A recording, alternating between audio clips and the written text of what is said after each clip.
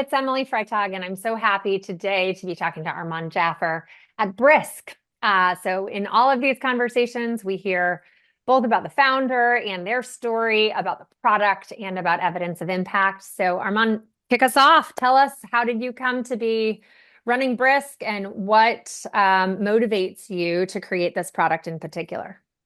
Yeah, absolutely. So I've spent my entire career working in education, and over the pandemic was leading a team at the Chan Zuckerberg Initiative, which is a philanthropy that has an education focus. And what I felt like we were doing at CZI was really building a lot of really valuable ed tech products, but we really wanted educators and students to spend more time in our platform rather than using all of the other ed tech tools that they were using. Because, if you think about differentiation, high quality instructional maneuvers we were trying to encourage, it's really hard when you're not in the ecosystem that you can control. And so I saw this tension across a lot of the ed tech products that we were in some ways competing for in terms of attention. At the same time, during the pandemic, I saw ed tech really be able to close the gap for so many educators to be able to reach students in tough circumstances. But when you looked at an educator's computer, there was just hundreds and hundreds of tabs. There was this like instructional incoherence at a Mhm. scale that I had never seen before. And that combined with educator burnout really made me honestly concerned that ed tech might it's at some point be the problem in terms of being able to drive high quality instruction. And so over the course of 2022 and 2023, I saw how, the emergent qualities of AI could really be able to transform some of the workflows that I was familiar with at CZI, namely being able to give timely feedback, engaging students, being able to differentiate at scale in a way that educators often have this tote bag of good intentions, all of those things that, Mhm. if you had enough time, you would be able to do, but just frankly, the capacity wasn't there. And so that was my experience at the Chan Zuckerberg Initiative, where we were driving this really high quality pedagogy that was really challenging to implement because of capacity challenges. Mhm. And so got really excited about what we could do with Brisk, but wanted to take some of those learnings that I had along the way. So for example, we started with a browser extension because we actually didn't want to be another tool for teachers. We wanted them for teachers to think about how AI could actually be the invisible glue that held the instructional relationships in the workflows that they were spending so much time doing. And so some of our first use cases were being able to change the reading level of the text just by simply landing on any web page on the internet and instantly changing the reading level directly into a Google Doc or a Word document. So just something super simple that I was familiar with the challenge of so many educators and being able to simplify that in seconds, being able to give timely feedback rather than, having to grade so many assignments, especially during those earlier formative parts of the feedback cycle, being able to deliver that in a way that could help students stay in productive struggle. And so we've been really successful at that. And we've grown along the way. So now 1 in 4 educators in the US use Brisk. But what really still motivates me is really thinking about that instructional coherence at scale, because we started with ed tech tools and we integrate with over 20, but now we're really starting to see this incoherence on the curriculum side as well, where teachers are using a ton of different curriculum solutions and platforms, which is incredibly powerful. But at the end of the day, often what's required in the classroom can look a little bit different from the curriculum that the district has offered. And so, a lot of educators, use tools like Teachers Pay Teachers, which can really solve that problem, but in some ways might not necessarily be aligned with the rigor that the district is expecting. And so what we're really motivated to solve now is something called curriculum intelligence, which is this desire to take HQIM and allow AI to do the 5 to 10% of work that's necessary to make it work for a teacher's students and broader classroom ecosystem. I'm so eager to hear more about that. So why don't you take us into the practicality of the tool? Like, what do you hope the product does? And walk us through a practical use of how it's trying to do that. Yeah, would you like me to demonstrate the product Sure. right now? Yeah. Yeah, sure. Let's do that. So I'm going to share my screen. So with Brisk, we really try to make it really easy to start with. So you can just simply press get started and install the extension. I'm going to start with a task that I was so familiar with educators doing because I spent so much time working with teachers who are frequently burned out, and that's grading assignments. The average student in the US gets feedback on a calibrated assignment 2.5 weeks after they submit it. And by Mm. then, really, it's hard to internalize the lessons and instruction and actually operationalize it for the next lesson. And so what we introduced is a tool called feedback. And so what we can do here is we can attach a rubric, or we can actually attach specific standards. So I was actually just working with some educators in Florida. So I have a couple of Florida-based standards, but we could also use a rubric as well. And we can A specify rubric that like I create myself as a teacher, or is it? yeah. So for example, if we wanted to just create a rubric to see what that would look like, we can say, I want to create a rubric on persuasive, let's find the rubric tool. I want to create a rubric on persuasive writing, we'll just say, on a comparison essay for students in Florida aligned with best standards, for example. And so we can just generate this. I think sometimes it's helpful to see what the rubric generation looks like, and then we can use that as a starting point. So it's going to create it. I'm stating the obvious here, but this is just in Google Docs. So the whole plugin aspect of it means you can just sort of overlay using whatever tool you're already using. Is that right? Precisely. Yeah. So it shows up directly in Google. There's no additional platform trying to solve that exact instructional incoherence problem that I was talking about, which is educators just don't have enough time to go to a different platform to use AI. AI should meet educators where they are. And so what I'm going to do now is I'm actually just going to use that rubric we generated right here so that we can actually use that. And you'll see what that looks like right here. So this is just the rubric we generated. And let's use that to give some feedback to students. And so unlike any other platform, what we do is we actually draft the feedback directly in the Google Doc comments. And what's nice about this is it's left in draft mode. So the teacher actually has to review it before sharing it with students. And the impact is a couple of in two ways. One, I mentioned timely feedback, but students are actually receiving more feedback on their work at points that actually are really helpful. John Hattie's work with learning sciences really calls out how important feedback is as an instructor that can drive outcomes. And we're starting to see that as well, where teachers are able to not just give the same amount of feedback faster, but they're actually giving more feedback in places where they might have relied on peer feedback. Great. So what we did was we just generated feedback on that assignment. But what's really important as part of how Brisk thinks about high quality instruction is not that AI is individually helpful for each of these individual steps, but how are we thinking about the coherence of the instructional cycle itself? So I just generated that feedback on student work, and now I'm starting to get recommendations about how to actually engage my students based on what we've learned about what they're struggling with. So right here, your students are excelling at identifying themes and organizing ideas, but are struggling to support ideas or claims with specific evidence. And we now have— And this is back in the Brisk Teaching page, is that right?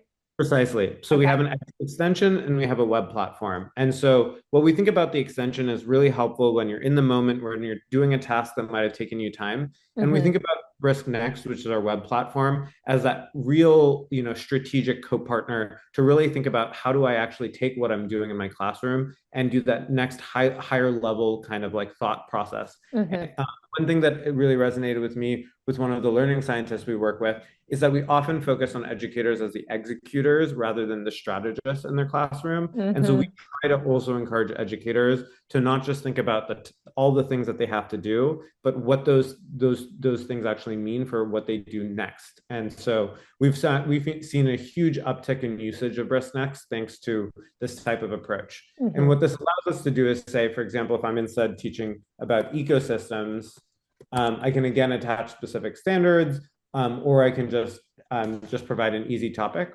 What we often find AI tools do is they try to get the answer in the first potential shot, right? And so what we've tried to do is actually provide multiple ways in which teachers can engage with AI. So we can create a presentation, a podcast, an ecosystem. We work really closely. We work a lot in New York City, for example. So if we want to say something like, I'm teaching students in Queens South school district, make this culturally responsive to my students, I can actually, and the biomes they interact with, I can do that, and it's going to generate those ideas again that I can use as a starting point. Let's take just a beat here to watch this because this Yeah, is sure. the kind of thing that I think people are interested in. Okay, so they've given you some recommendations and now they're saying on the right here, thanks for sharing that. They've just updated the actual materials on the left. Is that right? Precisely. Okay. And so we have a podcast here, a resource, and we can dive into them to look at what that looks like. We have an urban ecosystem tutor chat or a neighborhood hook activity. We can create a quiz as well. So what we can Okay. do is we can say, I want to look at a couple of these together. So let's do that. Let's do And so you're adding all of these to the bundle. And what's the bundle mean? a bundle is a group of activities that we want to share with students. And I'll show you Okay. what it looks like. So I'm going to create it.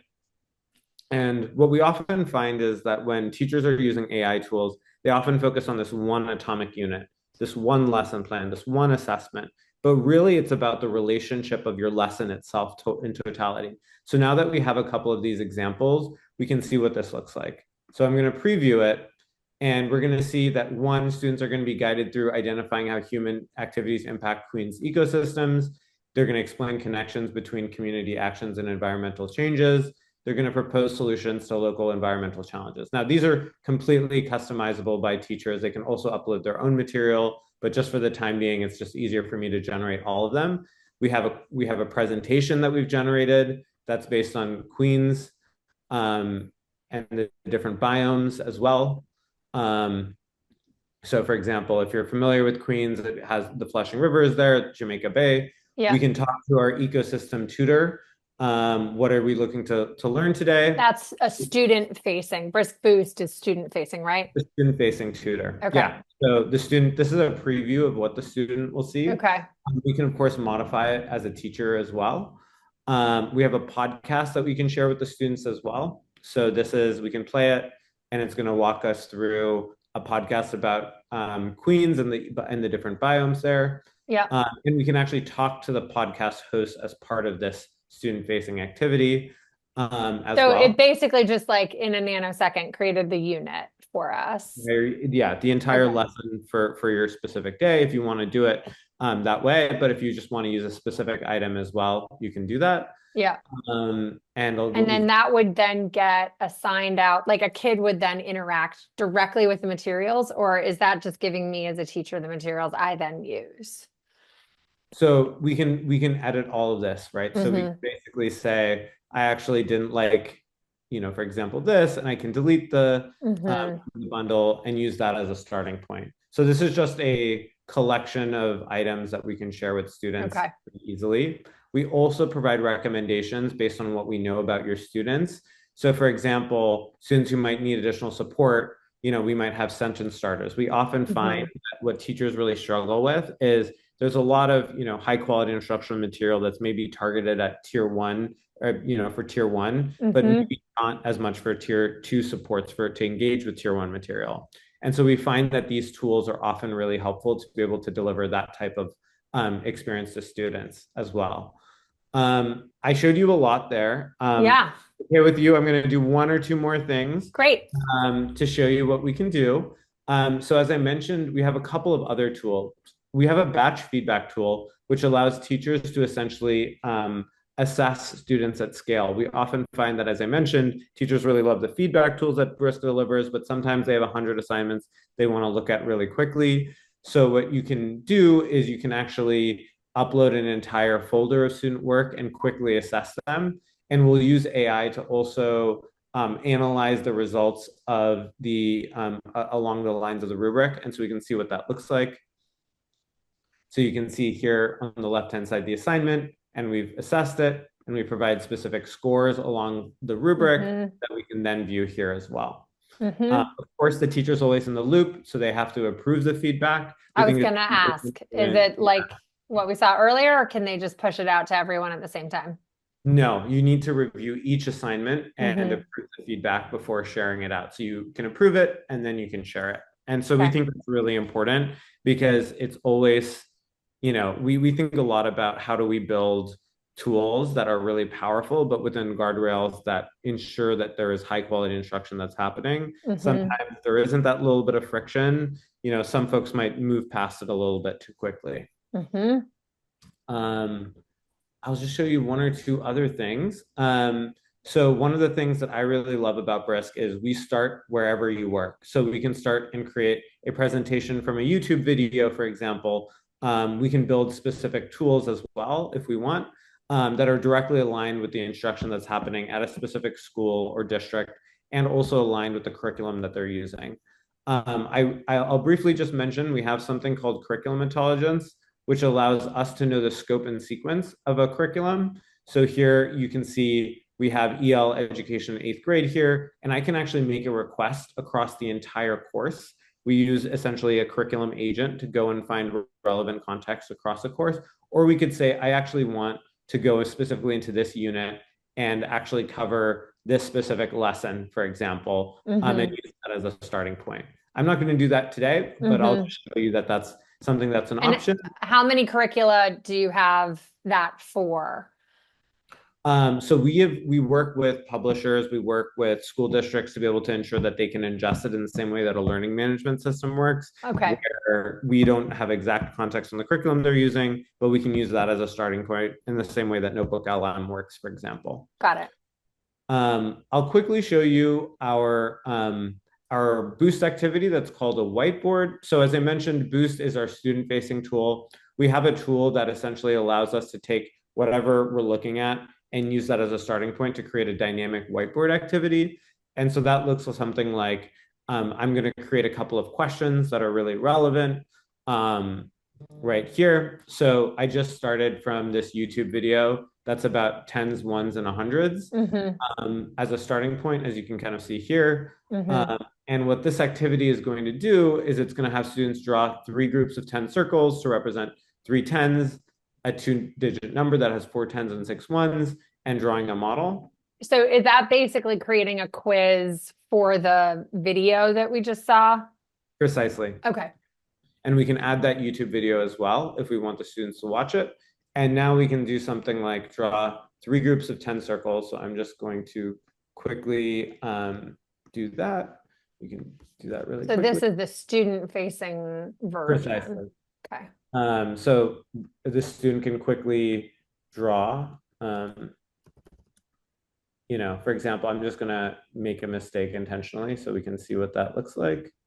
And we can get feedback on our drawing. And we find that often in math subjects and science, it's really hard for a chatbot to fully be able to engage students when so much of student work is a little bit more dynamic and multimodal. Yeah. And so what we're going to show that we've started working on it, but we need to clarify that essentially we just drew 3 circles. Now, as the teacher, I can view all of this quickly. Right here, I can see students progressing across these learning objectives. Yeah. And when students have shared, we have enough students there, we can also see insights.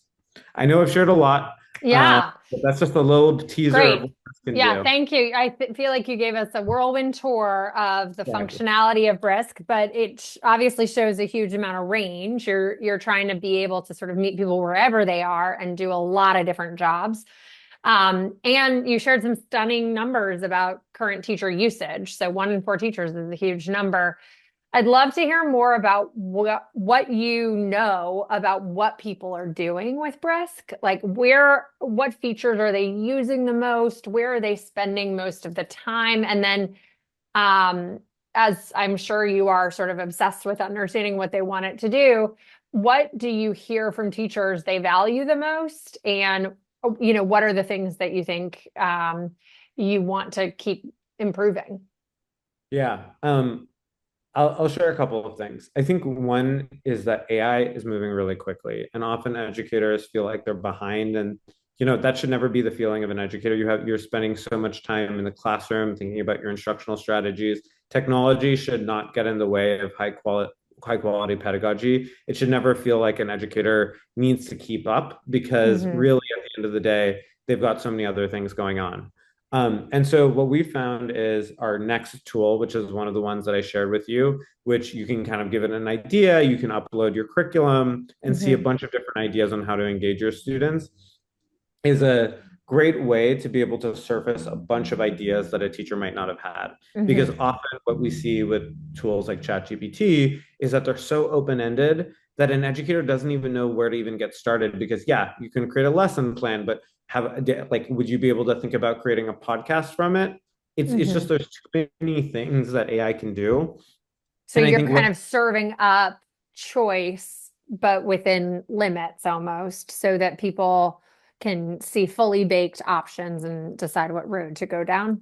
exactly, because at the end of the day, I think a goal should be I want to engage my students on this topic Hmm. aligned with these standards, figuring out that that could look like talking to a podcast host versus a whiteboard activity where the student draws that out. A Hmm. teacher has to see it before knowing to ask for it. Hmm. And then do you have any sense of like how much teachers are using it themselves, but then not using it with kids, or are most of the teachers that are using it also using it with kids? We often find, and so we started in 2023, and the first year actually, the first thing that we launched was something that was an academic integrity checker because teachers were really worried about students using AI to shortcut instruction.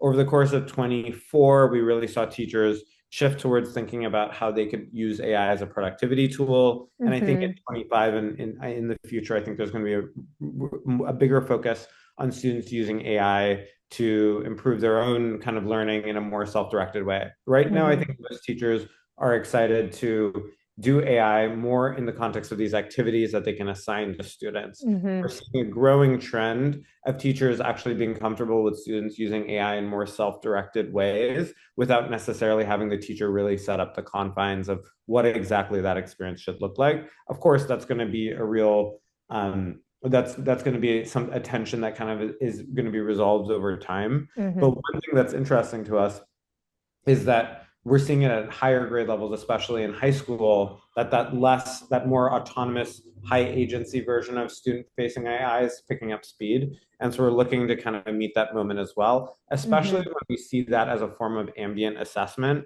where the students can really, as they start to ask questions about what they're struggling with, can help the teacher understand and iterate on their own instructional practices in a way that if you have that more set up space, you might not have full context on where a student might be Hmm. interested or struggling with. Helpful to hear. And tell us just a little bit more about implementation and sort of, it feels to me like you have built a product that's intentionally designed for incredible versatility. Like you want people to be able to use it in a lot of different ways. And there might be underneath that almost a theory of action where it's like if you empower teachers with materials that can meet them where they are, that they will then make decisions about how to go about using it. But do you feel like you have a point of view on sort of how you think Brisk should be used in order to support the most student achievement? Or is that really like let many flowers bloom and we'll learn over time? So I'm not a former educator, and so we really take the position that our partners, our school district, and before I started Brisk, I talked to over 100 educators before we kind of landed on Mhm. Brisk's current vehicle and how it works. And so I think for us, we really focus on serving our teachers and school districts, and so we expect them to bring the pedagogy, the Mhm. instruction, and we see ourselves as the capacity builders for them to be able to manifest what that looks like in their classroom. Now, there's Mhm. a lot of threads across the partners, the customers and school districts we work with, and we often build solutions that are designed to move those priorities forward. So, for Mhm. example, I kind of showed you a little bit on curriculum intelligence. That was really manifested from a desire that we were hearing from school districts that basically said, hey, we actually have lesson plans. We actually have high quality instructional material. We want our teachers to be using AI, but in these more specific ways that are more about what are the limits of our curriculum and where can AI close those gaps. And Mhm. so for us, that meant that we built curriculum intelligence to try to address that gap. So we see ourselves as capacity builders and unopinionated in some ways, but really deeply working with our partners to understand what is the blocker for them to be able to implement their vision for their classrooms. And Mhm. sometimes that veers into the pedagogical lens for sure. Mhm. And so, what you've started to talk about this, but what impact do you hope Brisk will have, and what do you know about whether you're meeting that vision? Absolutely. So the way we think about it is we started really focusing with a focus on a theory of change that started with if we can improve educator capacity, that will allow educators to be able to implement high quality instructional maneuvers that wouldn't have been possible otherwise. And so we've seen a huge impact, and we have some really exciting work out of Wisconsin that's going to highlight that we'll be announcing very shortly. In addition, what we're starting to see and what we've been really excited to kind of go deeper on is this idea that there's a lot of instructional moments that when you think about time saving, it's kind of a zero sum game in the sense that if a teacher's working 50 hours a week, there's only so much amount of time that you can save, and that feels like a rudimentary metric when there's a lot of things that are empowered or enabled by AI working in the classroom, right? A student might have been using an AI tutor that wouldn't have gotten an instructional moment, even if the teacher had, saved 50 hours of time, wouldn't have been able to facilitate that moment. And so we're reframing a lot of our work in terms of how are we amplifying the high quality instructional maneuvers that would not even have been possible otherwise. And so a great example of this is we've started to build this framework that puts together, timely feedback that wouldn't have been able to be delivered even by the best educator, the differentiation moments that Brisk is able to empower. If you're in Queen South and need to create a Haitian resource to go along with your high quality instructional maneuver, that would have been impossible for a teacher to write themselves. Yeah. That moment is really high quality. How do we think about that timely feedback? So we're basically creating a framework of high quality instructional moments that really can actually quantify that impact and tell a story of what is actually happening when a district implements Brisk that goes beyond just productivity. And what about student achievement? Like, do you think teachers that use Brisk should see higher student achievement gains on their state tests? Finish the link for us into the impact for kids. We see this as correlated with two things. One is grade level readiness, and second is student learning acceleration. And so we're focused on being able to prove out that relationship that we're seeing very clearly anecdotally when students are, in Texas, for example, on STAR assessments, are getting more at bats to be able to improve their writing.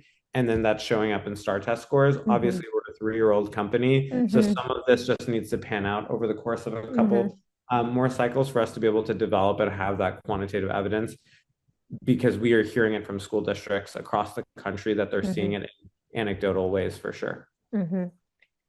Awesome. Well, thank you so much for talking with us. Any final things that you want anyone to know about Brisk? No, really appreciate the opportunity and happy to connect with anyone who's looking to learn more about Brisk. Thank you.